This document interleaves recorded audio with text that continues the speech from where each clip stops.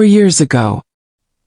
He left her in a one-room apartment in Yaba, because he believed she wasn't enough for the life he wanted. Today, she's the CEO of the company about to close the biggest deal of his life. And when she walked into that room, she didn't even look at him twice. This is a Lego story, not just about success, but about decisions, consequences, and timing. 'Cause sometimes, the person you walk away from becomes the person you can never catch up to again. His name is Kevin Adeyemi. And on the morning everything changes, the morning God decides to humble a man who has forgotten where he came from. Kevin is sitting in the back of a black Mercedes G-Wagon on Adeyemi Street in Victoria Island, adjusting his cufflinks in the tinted window reflection. The cufflinks are gold. Not gold-colored, gold. He bought them in Dubai during a layover he took on purpose just to say he had been. His suit is midnight blue that cost more than his father's monthly salary used to. His cologne arrived by courier from Paris. He is 34 years old, and he smells like a man who has decided he is no longer from Mushian. His driver, Sunday, who has been with him 3 years and calls him OJ without irony, navigates the usual Lagos gridlock with the expertise of a man who has mapped every shortcut through this city's chaos. Kevin does not look out the window at the Danfo buses, or the Okada riders weaving between lanes, or the woman selling pure water by the traffic light with a baby on her back. He used to be those people. He has decided he is not anymore. Today is the Okafor-Meridian deal, the biggest acquisition in the history of his company, Adeyemi Capital Group, which he built from one rented office in Surulere and a Nokia phone that kept dropping calls. Today, if everything goes right, Kevin Adeyemi becomes the kind of man whose name gets mentioned in conversations he is not present for. He is not nervous. He does not do nervous anymore. He replaced it years ago with ambition. Ambition is cleaner. It does not keep you awake at night asking questions you cannot answer. The G-Wagon pulls into the forecourt of Okafor-Meridian Tower, 42 floors of glass and steel rising out of Victoria Island like an argument against the idea that Nigeria cannot build beautiful things. The security guard at the gate waves them through without checking. Kevin has that kind of face now. The kind that is waved through. He rides the lift to the 38th floor. The air conditioning is the aggressive kind that corporations use to remind you they can afford to be cold.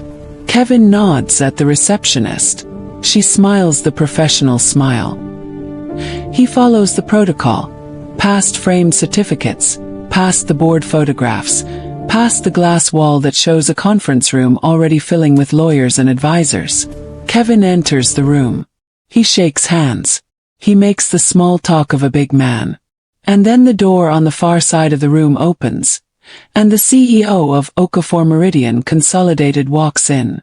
And Kevin Adeyemi, who has stood in rooms with governors, with senators, with the kind of men who make phone calls that move money across continents. Kevin Adeyemi's entire body goes completely still. She walks in wearing a sharp-tailored white silk, perfectly fitted blazer with coordinated trousers. She does not look for him first. She surveys the full room with the calm, systematic intelligence of a woman who has assessed every threat in her vicinity before she says good morning. And then her eyes find Kevin. They stay on him for exactly 2 seconds. The way you glance at a pothole you've already decided to drive around. Lara Davis Okafor, his former girlfriend. The woman he left in a one-room apartment in Yaba 4 years ago, because he decided she did not fit the life he was building. Oga, don't enter one chance. To understand what Kevin lost, you have to understand where they started. Not Victoria Island. Not Lekki Phase 1. Not anywhere with a gate and a security man and a generator that runs on schedule. They started in Yaba, specifically in a self-contained on Tejuosho Road, where the landlord came for money on the first of every month with a face like a court summons, and the bathroom tap worked only in the mornings, and the neighbors on the left played Fuji music until 2 a.m. on weekends like it was a personal mandate from heaven. Kevin Adeyemi was 28 when he met Lara Davis.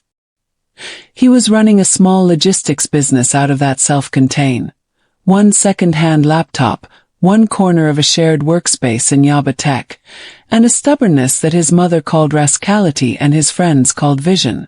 He was from Mushin. He had watched his father work a government job for 31 years and die without a pension. He had promised himself at the graveside that he would not live that way. Lara was working at a mid-level finance firm in Ikeja, taking her icon exams on weekends, and spending her lunch breaks reading business books that her colleagues thought were pretentious. She was from Ibadan, the daughter of a schoolteacher and a seamstress, which in Nigeria means you grew up understanding both the value of knowledge and the cost of fabric, and you learn not to waste either. They met at a business networking event in Surulere that neither of them wanted to attend. Kevin went because a contact forced him. Lara went because she had read that showing up was 60% of success and she intended to make the remaining 40% count. She was standing near the chin-chin bowl eating with one hand and scrolling through the event program with the other when Kevin walked over.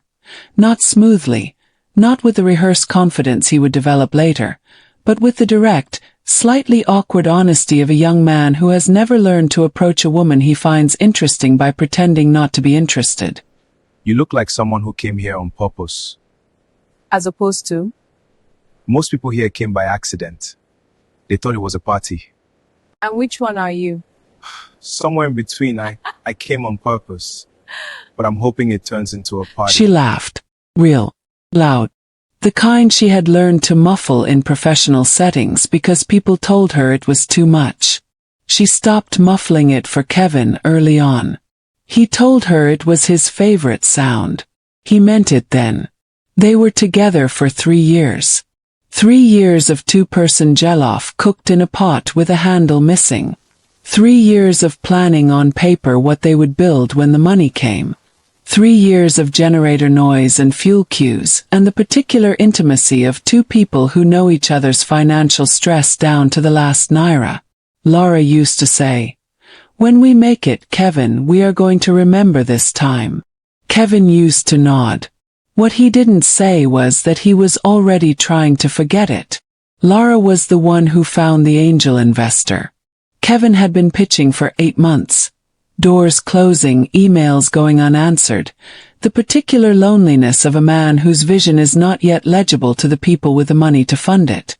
It was Lara who stayed up one night cross-referencing LinkedIn and industry publications and found the contact for Chief Emeka Okonkwo, a venture capitalist who had publicly said he was interested in young logistics companies in the Lagos-Ibadan corridor. She drafted the first version of Kevin's pitch deck. She stayed up until 3 a.m. 3 Sundays in a row to get the financial projections right.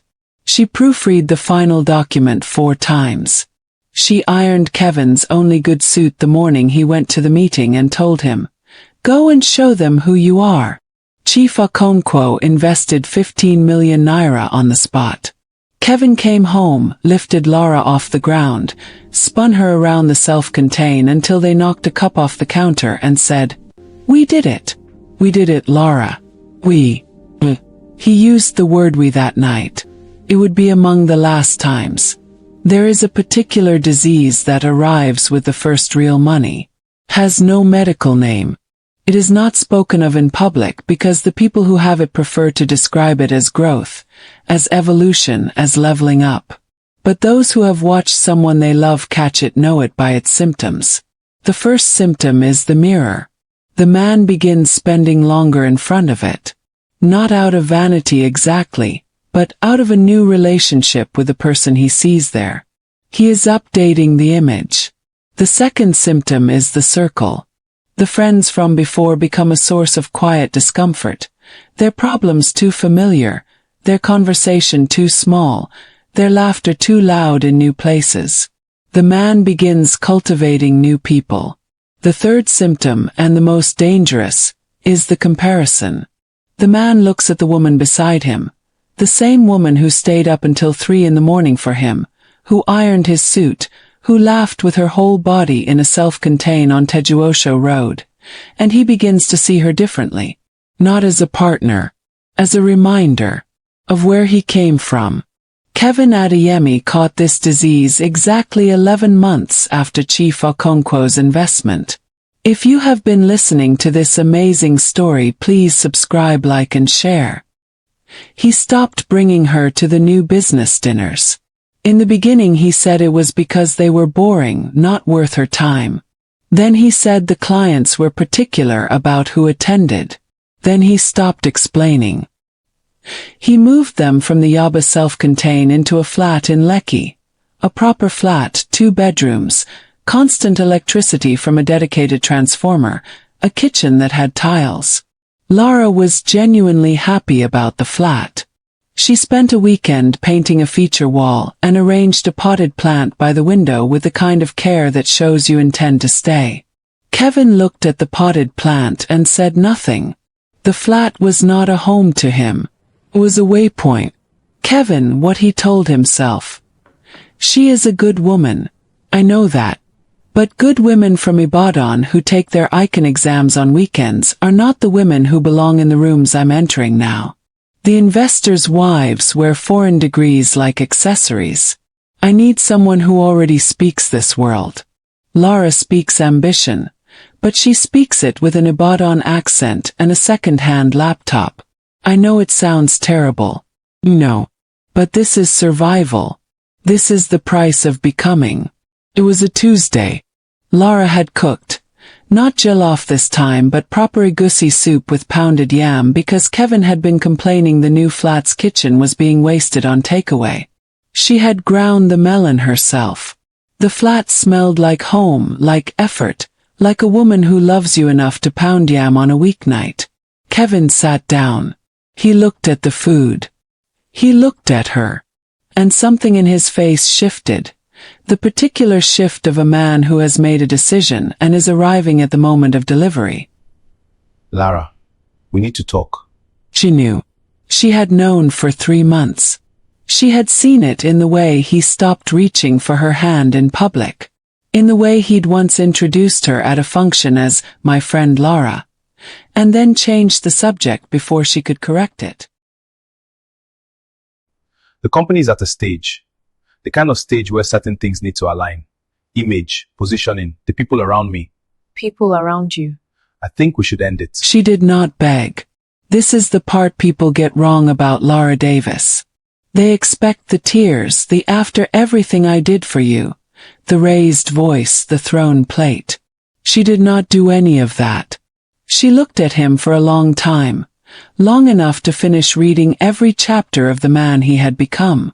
Then she stood up. She covered the egusi pot with the lid. She walked to the bedroom and closed the door. She did not slam it.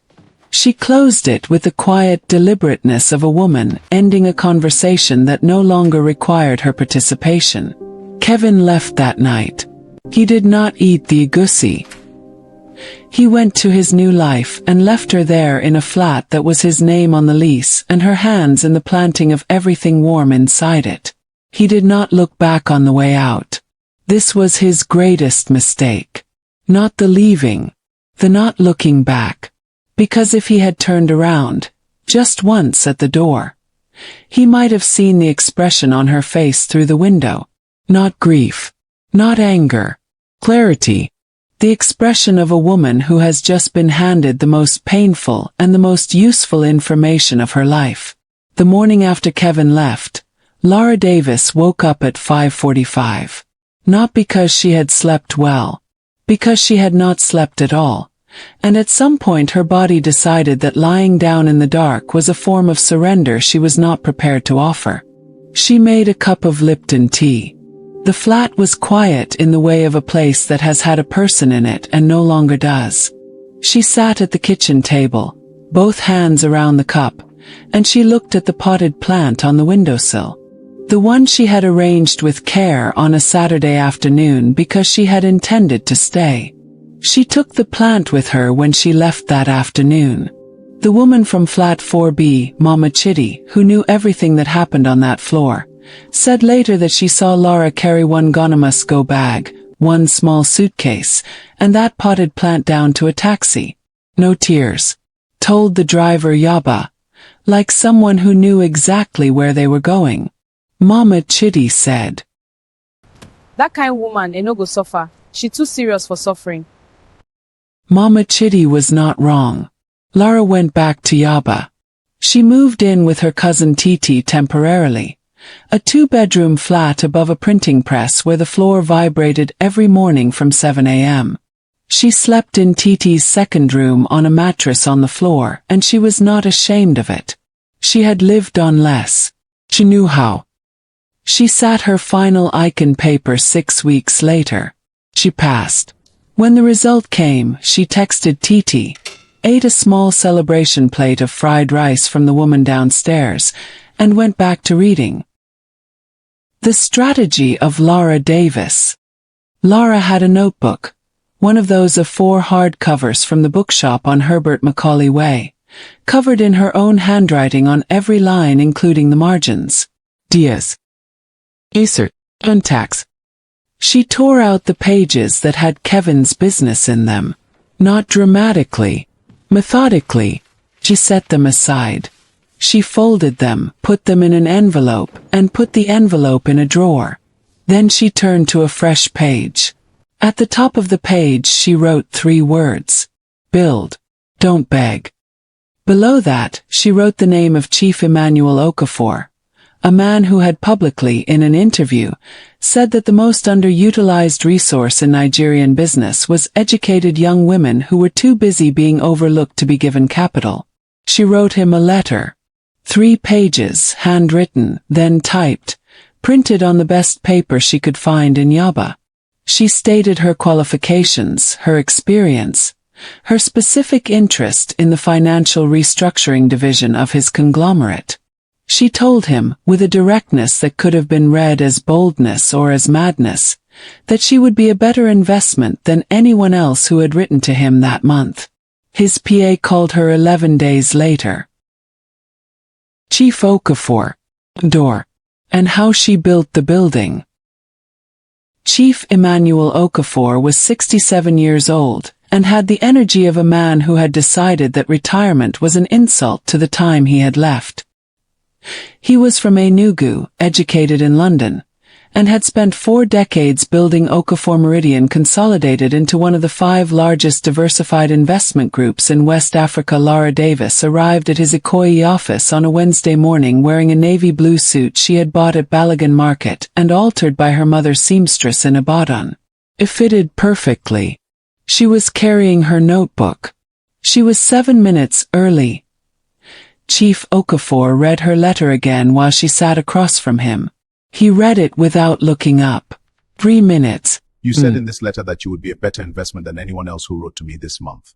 That is either not very confident or very foolish. Which Lara one? did Both, not sir. hesitate. But the confidence is backed by specifics. The foolishness is what got me in the door. I'll take both. Chief Okafor looked at her for a long moment. Something shifted in his expression. Not warmth. He was not a warm man by nature. Respect. The particular kind that has to be dragged out of a man like him.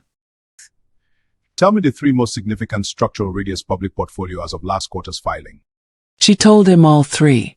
She had studied their filings the way her father used to study scripture. Not for performance but for understanding. When she finished, the old man closed the folder. Chief Okafor was not a soft man, and he was not a sentimental one. He was the kind of mentor who taught by exposure, putting Lara in rooms, watching her navigate them, correcting her in private and defending her in public. Within 8 months she had restructured a debt portfolio that 3 of his senior analysts had been unable to untangle for 2 years. He called her into his office and said simply, "You are not here to work for Okafor-Meridian. You are here to run it." She was 29 years old. She worked. She worked the way people work when they know exactly what they are working toward. Not frantically, but with the focused, sustained energy of a woman who has converted pain into fuel and is running on a tank that was filled by the worst night of her life. She moved from Titi's mattress to a studio in Surulere. From the studio to a one-bedroom in Ikeja GRA. From the one-bedroom to a three-bedroom in Lekki Phase 2 with a view of the lagoon and a generator that never went off. She did not post any of it on social media. She did not need anyone to see it. She saw it. That was enough. Kevin, during this same period, was busy becoming a big man. He was dating a woman named Kayamika, the daughter of a senator, educated in the UK. Beautiful in the way of a woman who has been told she is beautiful so often she has learned to wear it efficiently. Kevin told his friends she was the kind of woman who matched his level. Nobody told him that matching levels is not the same as building one. Back to Victoria Island.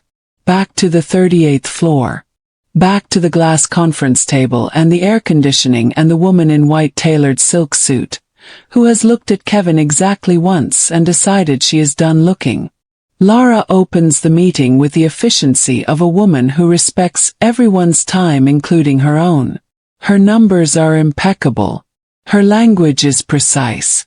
When a lawyer from Kevin's team tries to insert a clause that would give Adeyemi Capital a board seat disproportionate to their stake, Lara stops him mid-sentence. Not rudely, but with the calm finality of a woman who has read that trick in 12 other documents. The board seat for Adeyemi Capital, reflecting our clause. That language contradicts the framework agreed in the pre-negotiation summary. My team will send a revised clause by end of business. Shall we continue? Kevin's lawyer nods and sits back down. Kevin watches from across the table. This is not possible. I know this woman. I know the sound she makes when she is nervous. I know that she cried once, quietly, when the generator went off during an exam she was revising for. I know all of this.